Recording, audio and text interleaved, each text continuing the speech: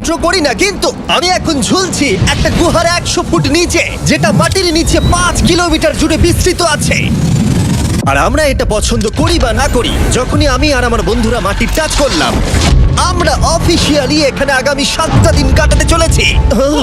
বাবারে, এটা আমার জীবনে করা সব থেকে ভয়ঙ্কর জিনিস। প্রথমত, আমাদের এখন এখান থেকে অনেকটা দূরে যেতে হবে। কেন? যদি ঝড় বৃষ্টি হয় তাহলে এই পুরো জায়গাটা জলে ভরে যেতে পারে, আর সমুদ্রের মতো ঢেউ এসে সবাইকে ভাসিয়ে নিয়ে যেতে পারে। সেই জন্য আমাদের আরো ভিতরে যেতে হবে একটা বেস ক্যাম্প বানানোর জন্য। ভাই এটা পুরো পাগলাম। এটা একটা অন্য জগৎ মনে হচ্ছে। এই কেভ এন্ট্রান্সটা হয়তো দেখতে সুন্দর, কিন্তু দেখে যা মনে হচ্ছে আসলে তা নয়। আর আমরা হয়তো জানি না যে আগামী 7টা দিন আমাদের জীবনের সব থেকে কঠিন সময় হতে চলেছে। সব থেকে বাজে ডিসিশন। ঠিক আছে, আর কিছুক্ষণের মধ্যে অন্ধকার হতে চলেছে। ক্যাম্প না করলে আমরা বিপদে পড়বো। আমরা কোথায় যাচ্ছি সেটা কি বলবে? আমাদের ক্যাম্প সেটআপের জন্য একটা ফ্ল্যাট গ্রাউন্ড খুঁজতেই হবে। কেভের ভিতরে ঢোকার পরে আমরা এমন একটা জায়গা খুঁজে পেলাম যেটা অনেকটা উঁচুতে থাকায় আমরা জল থেকে সুরক্ষিত থাকতে পারবো। তার মানে এটা ক্যাম্পের জন্য পারফেক্ট। পারফেক্টটা একটু বেশি হয়ে গেল। মোটামুটি বলা যেতে পারে। ঠিক আছে, ক্যাম্পের জন্য মোটামুটি। প্রথম দিনের বাকিটা আমরা কাটিয়ে দিলাম আমাদের জিনিসপত্র আনতে। প্রত্যেকটা ব্যাগের ওজন প্রায় 80 পাউন্ড। আর যেমনটা তোমরা ফুটেজে দেখছো, আমরা এটা করতে 4 ঘন্টা লাগিয়ে দিলাম। এখান থেকে যাওয়া খুব কঠিন।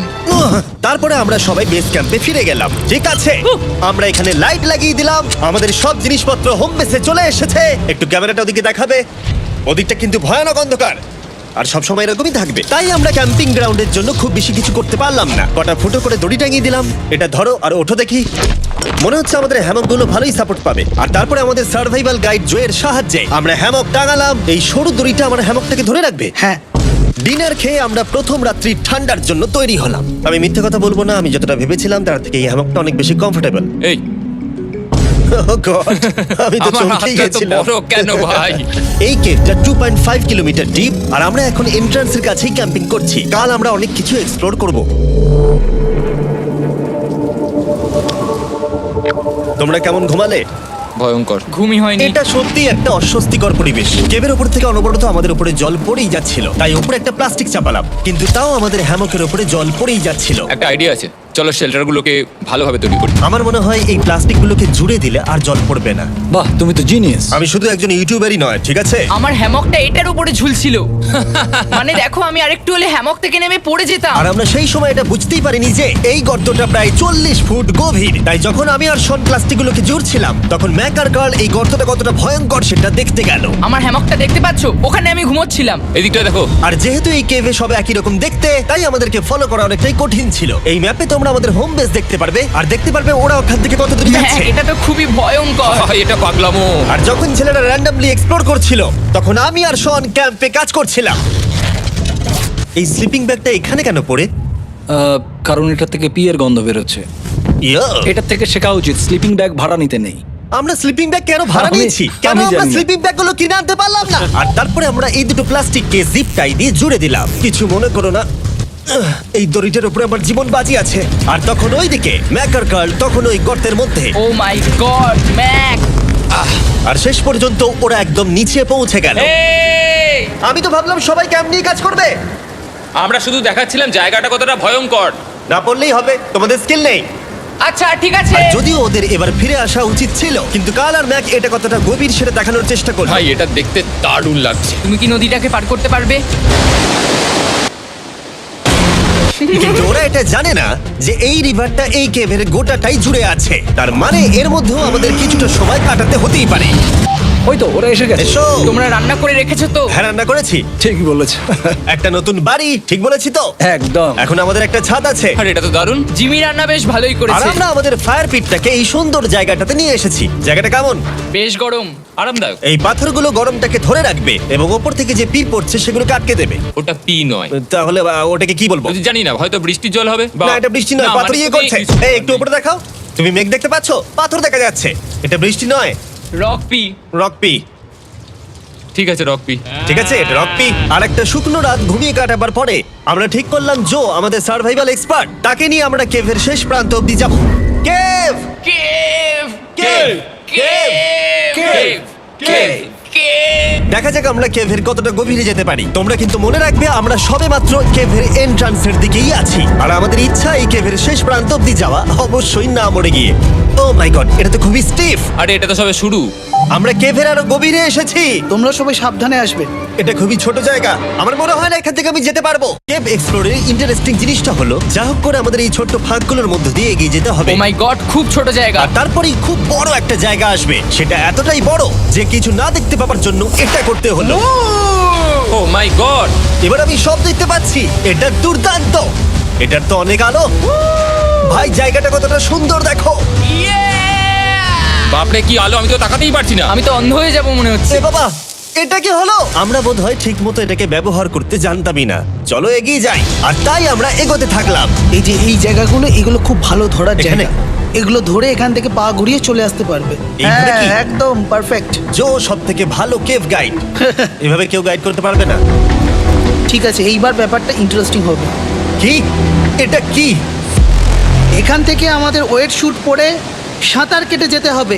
গতকাল ম্যাক আর কার্ল এটা নিয়ে মজা করছিল, কিন্তু এই কেভে আমাদের পরের অ্যাডভেঞ্চারটা ছিল একটা প্রায় জমে যাওয়া নদীর মধ্যে। ও মাই গড, এটা তো পাগলামি! তার মানে আমাদের ওয়েট শুট পড়তেই হবে যাতে আমাদের হাইপোথার্মিয়া না হয়। আমরা এটা কেন করছি? এই এক্সপেরিয়েন্সটা তো জীবনে একবারই হবে। কি? এটা করলে হয়তো আর নাও বেঁচে থাকতে পারি। আমাদের এই কেভের শেষে পৌঁছতে হলে আমাদের এই নদীর মধ্য দিয়ে, এই ছোট্ট ফাঁকগুলোর মধ্য দিয়ে সাবধানে ধীরে ধীরে এগিয়ে যেতে হবে। আস্তে আস্তে নামো, স্রোতের কারণে পা পেছনে টানতে পারে। ঠিক আছে, আমি তাহলে নামছি। তুমি ওই দেয়ালগুলো ধরে ধরে এগোতে থাকো আস্তে এটা তো আস্তে। খুব ঠান্ডা। তুমি পারবে জিমি। জানি না এখানে ঢুকতে পারবো কি না। জিমি, এবার তুমি জল থেকে উঠে দাঁড়িয়ে পড়ো। এটা সত্যি একটা পাগলামি। এখানে কি ঠান্ডা! যখন তোমরা খুব ঠান্ডা জলের মধ্যে থাকবে তখন একটা পাথরকে ধরে এগিয়ে চলা খুব কঠিন হবে। ও মাই গড, এটা সত্যি পাগলামি। ম্যাক, কার, চলে আসো। আমার ভয় লাগছে। চলো চলো, পারবে। ভাই। এগোতে থাকো, পেছন দিকে তাকিও না। একবার দেখো আমরা কি করছি। কিন্তু এই বাধাগুলো এতটা কঠিন ছিল না সামনে যা আসতে চলেছিল তার তুলনায়। আমরা পেরেছি। কেভ কেভ কেভ এই, কেভ। একটা কথা শোনো, আমরা 10% আসিনি। তার মানে এখনো আমরা শুধুমাত্র সার্ফেসেই রয়েছি, আর শেষ প্রান্তে পৌঁছতে হলে আমাদেরকে আরো 2 কিলোমিটার যেতে হবে। যেরকম তোমরা দেখতে পাচ্ছ এখানে 24/7 বৃষ্টি হয়, তাই আমি একটা আড্ডা মারার জায়গা তৈরি করেছি যেখানে আমরা কেউ ভিজবো না। আমি ভাবছি আমি যদি এটা না বানাতাম তাহলে কি হতো। আমি নিশ্চিত যে ওদের একটা ভেজা পাথরের উপর শুতে হতো। আমাদের ক্রমাগত এগিয়ে যেতে হবে এবং শরীরটাকে ভিজে রাখতে হবে। ঠিক আছে। নইলে আমাদের শরীরের তাপমাত্রা কমে এটা যাবে। এতটা কঠিন কেন? সব থেকে বাজে ব্যাপার হলো আমরা যতটাই দিকে এগোবো ততটাই আমাদের পিছন দিকে ক্যাম্পে ফিরতে হবে। আমাদের পরের বাধাটা হয়তো জলের মধ্যে নয়, কিন্তু তার মানে এটা নয় যে সেটা সহজ হবে। আরে এটা কি মাকড়সার জাল? কিন্তু আমি মাকড়সা দেখতে পাচ্ছি না। তার মানে ওটা আমাদের উপরে আছে। আরে তোমার গায়ে, তোমার গায়ে। আমার বন্ধুরা বলতে পারছে এই কেপটা মিস্টার বিস ভিডিওর মতো, যত এগোবে ততই কঠিন হবে। সত্যি কথা বলতে যদি আমাদের সাথে জো না থাকতো আমরা মরেই যেতাম। আর 3 ঘন্টা পরে জো আমাদের জন্য একটা বাজে খবর নিয়ে এলো। জল অনেকটা বেড়ে গেছে আর আমরা অনেকটা সময় লাগিয়ে ফেলেছি, তাই আজকে আমাদের আবার ক্যাম্পে ফিরে যেতে হবে। আমি মানবো না। তুমি সেফটি এক্সপার্টের কথা অমান্য করতে পারো না। আমি এটা মানবো না। সত্যি কথা বলতে আমাদেরকে ফিরতেই হতো, কারণ এর আগে আমরা শুট করতে অনেকটাই সময় নষ্ট করে দিয়েছি। তারপর ফ্লেয়ার নিয়ে খেলেছি, তাই আমরা ফিরে যাচ্ছি আর এই মিশনটা আমরা পরের দিন আবার শুরু করব। শন, আমরা এসে গেছি।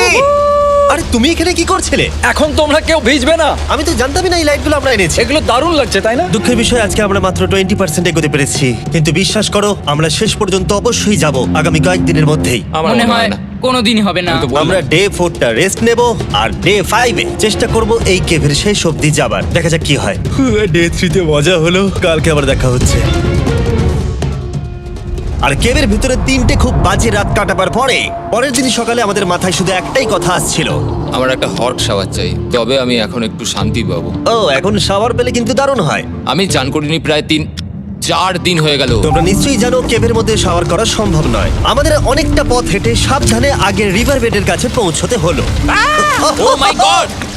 আমি আমার ব্রেনকে ফিল করতে পারছি। আমি এভাবে ব্রেনকে ফিল আমার করিনি। কপালটা জমে গেল পুরো। চলো ড্রোন দিয়ে মাথার চুলগুলো শুকিয়ে নি। এদিকে এসো ড্রোন। ও দাঁড়াও দাঁড়াও দাঁড়াও, এটা কিন্তু কাজ করছে। হ্যাঁ, দারুণ কাজ করছে। ড্রোন থাকতে হেয়ার ড্রায়ারের কি দরকার? আর চুল শুকানোর পর আমরা জোয়ের সাথে জার্নির প্ল্যান করতে বসলাম। এটা কি জো? এটাই কেভের ম্যাপ।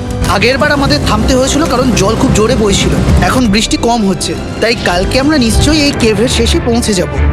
এটা ভয়ঙ্কর হতে চলেছে। প্রথমে আমাদের কালকে যেখান দিয়ে গেলাম সেখান দিয়ে আগে যেতে হবে। জলের মধ্যে ঝাঁপ দিতে হবে এবং পাথর দেখে হাঁটতে হবে। এগুলো সবকটা আমরা যদি পার করতে পারি তাহলে আমরা গ্লো ওয়ার্ম চেম্বারে পৌঁছে যাব। কেমন দেখতে তুমি সেটা বলো না, আমি তোমাদেরকে সারপ্রাইজ দিতে চাই। তোমার মনে হয় আমরা পারবো? ও ওইসব বাদ দাও, আমরা ঠিক কালকে পৌঁছে যাবো। কালকের প্ল্যান আমরা চক আউট করে নিয়েছি। আমরা রেস্ট করছি আর ফেস্টিভ্যাল স্মোর্স খাচ্ছি আমাদের এনার্জি রিগেন করতে। সবাইকে চিয়ার্স। Yippee! জো এই প্রথমবার ফেস্টিভ্যাল ও, স্মোর্স দারুণ। খাচ্ছে। জো সত্যি কথা বলবে। এটা দারুণ, তাহলে ভালো লাগলো? দারুণ লেগেছে। আমরা এই চকলেটটা আগে কেন বের করে নি? এটা এমনি চকলেটের থেকে 10 গুণ ভালো খেতে। সত্যি কথা বলতে তোমরা যদি ফেস্টিভ্যালের সাথে স্মোর্স ট্রাই না করে থাকো তাহলে তোমরা মিস করছো। কালকে আমরা পুরো কেপটা এক্সপ্লোর করব, দেখা হচ্ছে। তাই আমরা ভালো করে ঘুমানোর চেষ্টা করলাম আর কালকের প্রিপারেশন নিলাম কেভের শেষে যাওয়ার জন্য। আমরা আমাদের জীবনের সবথেকে ডেঞ্জারাস জার্নি করতে চলেছি। ডে 3 এর অভিজ্ঞতা মাথায় রেখে আমরা কম শুট করেছি যাতে আমরা সামনের দিকে তাড়াতাড়ি এগোতে পারি। জলটা খুব ঠান্ডা হ্যাঁ, আগের দিনের মতোই খুব ভালো। এই তো আর যাতে আমরা সবাই বেঁচে ফিরতে পারি তাই জো ছাড়াও আরেকজন সার্ভাইভাল এক্সপার্টকে আমরা নিয়ে এসেছিলাম। এখানে আমরা ডে 3 তে আটকে গেছিলাম। এখন আমরা কি করব? এবারে আমরা অনেক তাড়াতাড়ি এসেছি। আমাদের পিছনে ঘন অন্ধকার, কোথায় যাব? এই রাস্তাটা অনেক সরু এবং হ্যাঁ। স্রোত প্রচুর বেশি, তাই আমরা দেয়ালগুলো ধরে ধরে আস্তে আস্তে এগোবো। এই যে এইভাবে। Oh হ্যাঁ, God! এই রকটায় জাম্প করো। কয়েকটা ভালো পাথর আছে যেগুলোকে তুমি ধরে এগোতে পারবে। আরে এখানটা তো অনেক অন্ধকার। আমি আর পা পাচ্ছি না, আমি এখন মাটিতে আর পাই পাচ্ছি না। যেহেতু আমরা মাটিতে পা পাচ্ছিলাম না, তার মানে যদি আমরা পাথর ছেড়ে দিই তাহলে এই জলের স্রোত আমাদেরকে ভাসিয়ে নিয়ে যেতে পারে। জো, আমরা কি করব?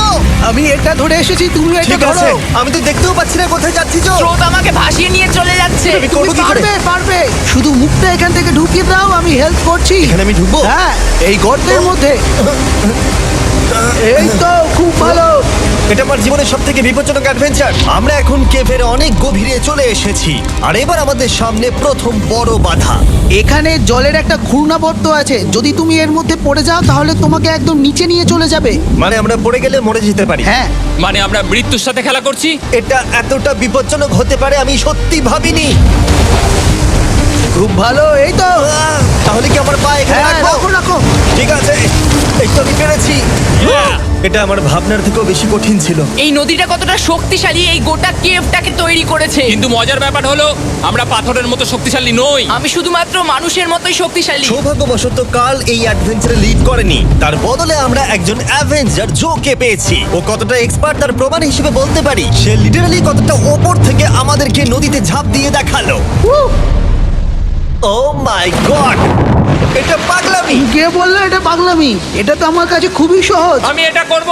তুমি কোনোভাবেই এটা করতে পারবে না। আরে কি বলছোটা কি তুমি? আমি এক্ষুনি করতে চাই। চলো যাচ্ছি Joe. God speed back. Jimmy আমার সাথে যা যা করেছে তার কাছে এটা তো কিছুই নয়। 3, 2, 1।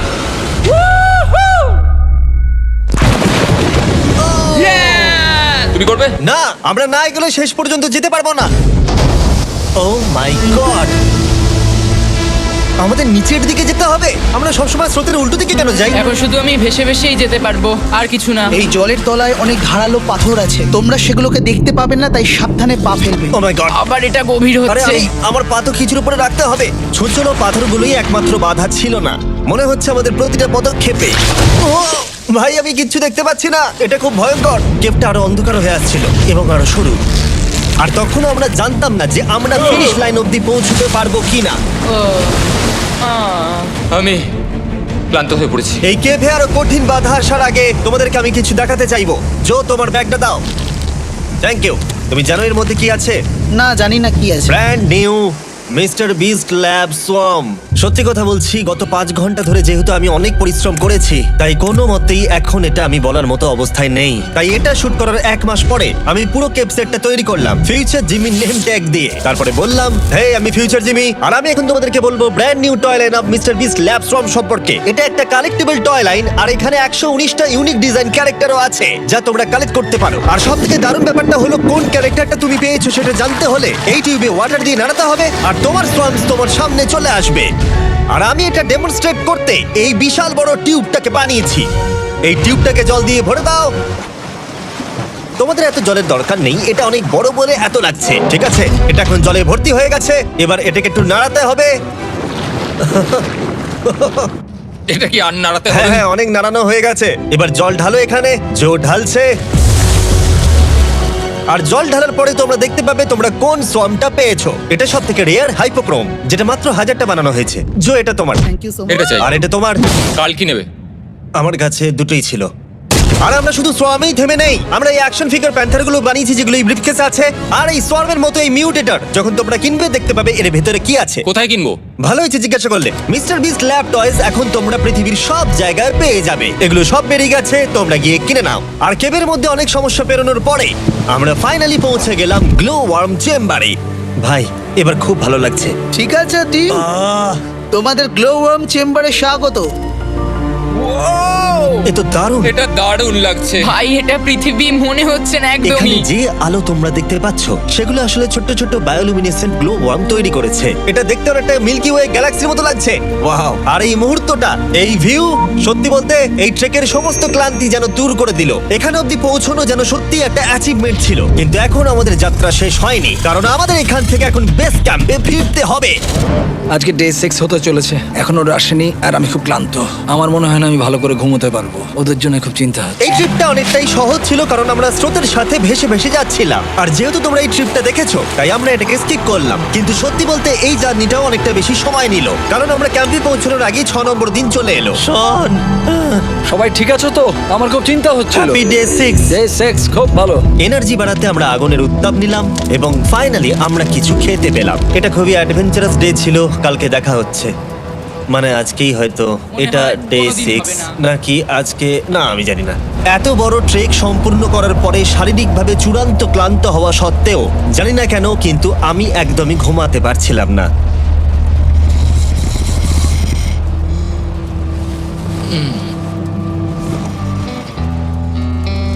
আমি 7 দিন সলিটারি কনফাইনমেন্টে কাটিয়েছি, কবরে কাটিয়েছি, 7 দিন রাফটে থেকেছি। কিন্তু সত্যি কথা বলতে এটা সবার থেকে বেশি কঠিন ছিল, কারণ সব সময় ভিজে, ঠান্ডা, প্রত্যেক মুহূর্তে এই পাথরগুলো শরীরে ব্যথা দিচ্ছে। বেশিরভাগ সময়টাই এই কেভটা দুঃস্বপ্নের মতো ছিল। কিন্তু তোমার আর আমার মধ্যে জিমি! ইয়ো! গার্ড, আমাকে দেখতে পাচ্ছো? এটা পৃথিবীর সবথেকে উজ্জ্বল টর্চ। মজার মুহূর্ত অনেক ছিল। মাটির নিচে 300 ফুট গভীরে অভিযান চালানো থেকে আমাদের সবাই মিলে হ্যামক নিয়ে হাসাহাসি করা সবকিছুই অভিযানের অংশ ছিল।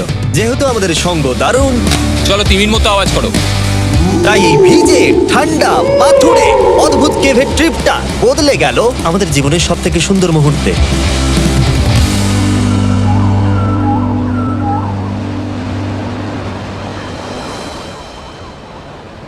আমরা এখান থেকে যাব না যতক্ষণ না সবকিছু তোলা হচ্ছে।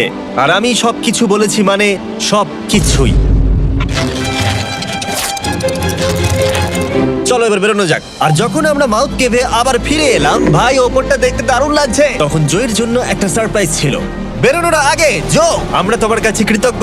তাই এই নাও $50,000 নিউজিল্যান্ড ডলার্স, 10,000 করে প্রত্যেক জনের প্রাণ বাঁচানোর জন্য। Oh my God, thank you so much Jimmy. Thank you Joe. Love you, Joel! এবার আমাদের সব কাজ হয়ে গেছে, চলো বেরোনো যাক।